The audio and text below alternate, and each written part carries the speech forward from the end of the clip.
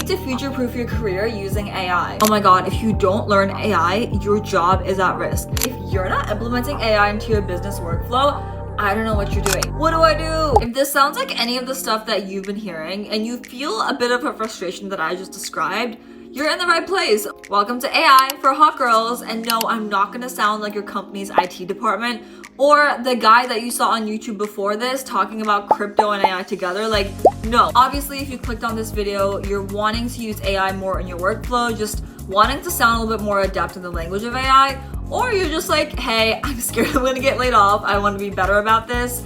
And you're someone that's wanting to grow. So congrats, you've taken the first step and I am so proud of you. If you're someone who knows how to use AI, you have a competitive advantage, and this doesn't mean that you need to be a comp sci person or have a super technical background. It's literally just using AI as your personal assistant or a way to make your life easier and show the company or show your own business how you are saving money and revenue and time. Because that is the type of stuff that your investors or your boss is gonna take a look at and be like, okay, she has her shit together. If you're questioning my own background, like, why are you qualified to talk about this?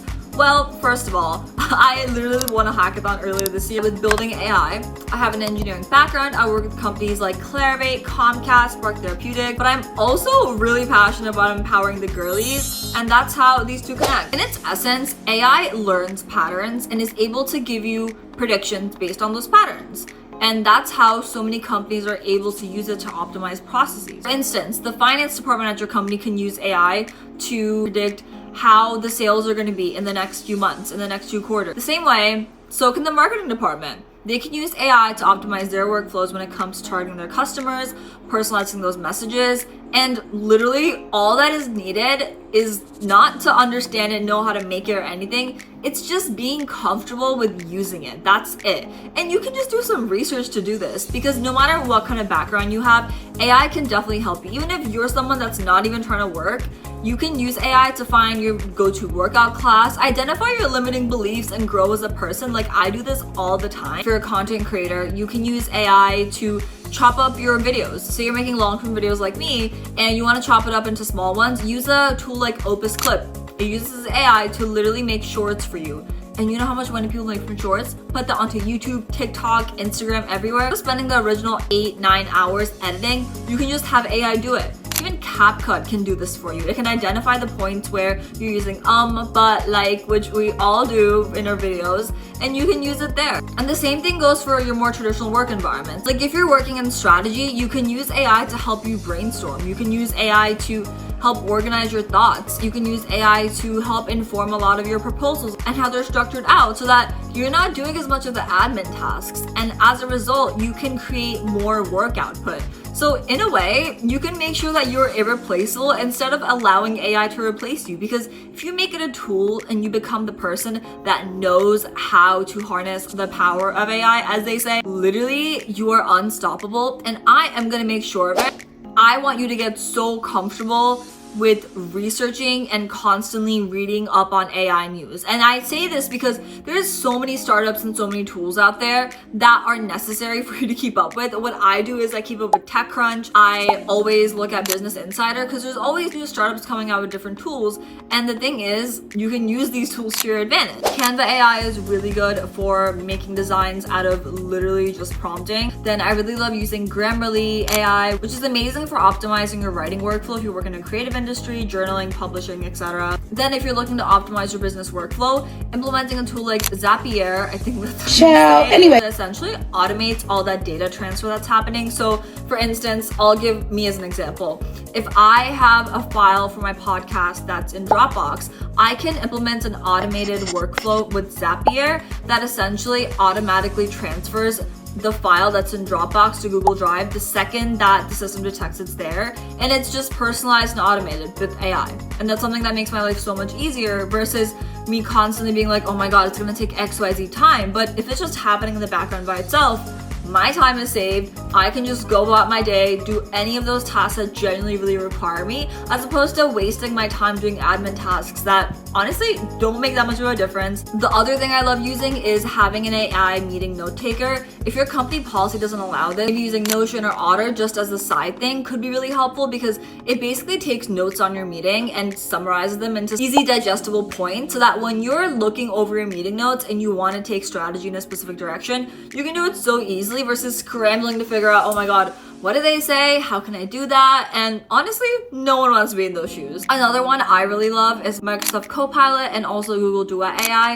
And those basically are just built-in assistants. And if you're already in these workflows with your company, then just check in and actually make sure that you're making use of those, because they're so helpful. And because this is AI for hot girls, I cannot miss on how AI helps so much with your self-care and wellness girly era. So if you're someone that is always like, oh my god, I have nothing in the fridge, I don't know what to cook, but I'm trying to be healthier, then download Chef GPT. It literally gets you to make meals from the stuff that's already in your kitchen, and it'll make good recipes. Like, I tried it out the other day and I was like, wait, like, this is good options, and it's things that I would have never thought of before, and it actually heightened my experience for that day, because I felt like I made something good and I was like, wait, like, this is kind of cute, thanks AI. With Replica AI, you're both more on the side of emotional journaling and like life coach AI platforms, and essentially if you're someone that's going through a lot of trauma, you really want to work on yourself because you're just that girl, you can use these tools to help guide yourself through the emotional journaling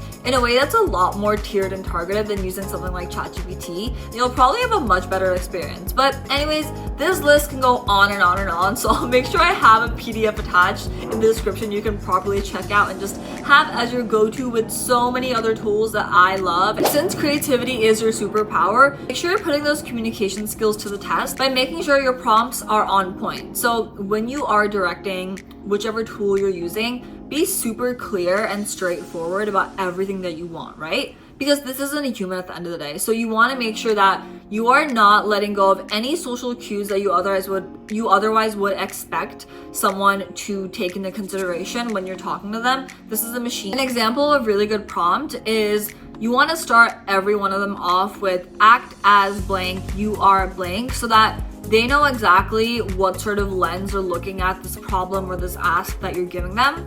And you want to get really specific about, say you want content copy, you want a caption for your business, like you're making an Instagram post. Give the tone of big sister energy. I want it to feel warm, friendly, but very informative, and act as an expert in social media. And this will give you the perspective, because AI has so much knowledge it's being fed, so it can definitely act as a social media expert because it has that breadth of knowledge, and you want it to leverage that for your benefit.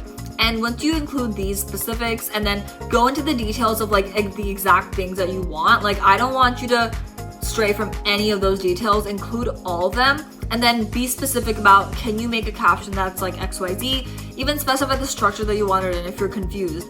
Or if you just want your thoughts fleshed out, which is something I love doing, both in a journaling way, but also when it comes to my work tasks.